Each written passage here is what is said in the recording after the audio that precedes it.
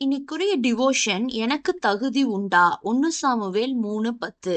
12 வயசா இருக்க மானாசி அப்படிங்கிற ஒரு சைனா நாட்டுல ஒரு சிறுவன் இருக்கான். அவன அவங்க வீட்ல அவங்க தகப்பனை தேடி குதிரையில ஒருவர் வேகமா வராரு. போதகரான அவனுடைய தந்தை வீட்ல இல்லாதனால இந்த சிறு பையனிடம் அவரு, என்னுடைய க்ளோஸ் ஃப்ரெண்ட் வீட்ல ஒரு பெண்ணுக்கு பேய் பிடிச்சிருக்கு, அதுக்காக ஜெபிக்கணும் அப்படின்னு வேண்டிக் கொள்றாரு.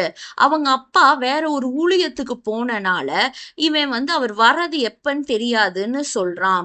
உடனே அந்த வந்தவரு சொல்றாரு, நீ ஒரு போதகரோட பையன் தானே, உன் தகப்பன் வர நேரமாகும்னா நீ ஜெபிக்க வா, நீயும் இயேசுவின் பிள்ளை தானே அப்படின்னு அவனை ரொம்ப வருந்தி அழைக்கிறாரு. உடனே அந்த மானாசி தன்னை முழுவதுமா இயேசுவுக்கு ஒப்பு கொடுத்திருந்தனால சின்ன வயசுலயே அவரோடு போறான்.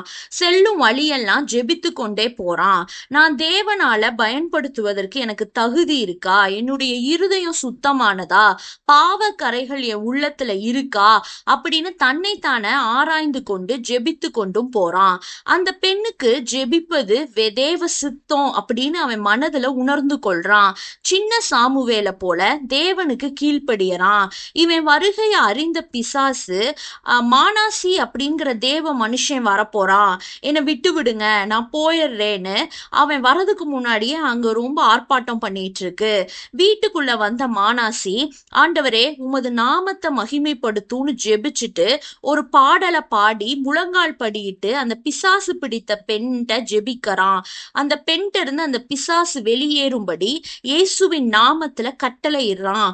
உடனே அந்த பிசாசு அந்த பெண்ணை விட்டு வெளியே போயிருது. அவளுக்கு ஒரு சுகம் கிடைக்குது. இத கண்ட அங்கிருந்த அநேகர் அன்று முதல் கர்த்தரை பற்றி கொள்ள ஆரம்பிக்கிறாங்க. ஆண்டவர் இயேசுவின் நாமம் அங்க மகிமைப்படுது. ஊழியத்திற்கும் எனக்கும் சம்பந்தமே இல்லைன்னு நினைச்சிட்டு, எனக்கெல்லாம் தகுதி இருக்கா, எனக்கெல்லாம் ஊழியம் செய்ய தெரியாது அப்படின்னு நம்மள நாமளே நினைத்து ஒதுங்கி கொண்டிருக்கோம். நம்முடைய தகுதி தேவனாலதான் உண்டாயிருக்கு, சுற்றி இருக்க மனிதர்களால அல்ல.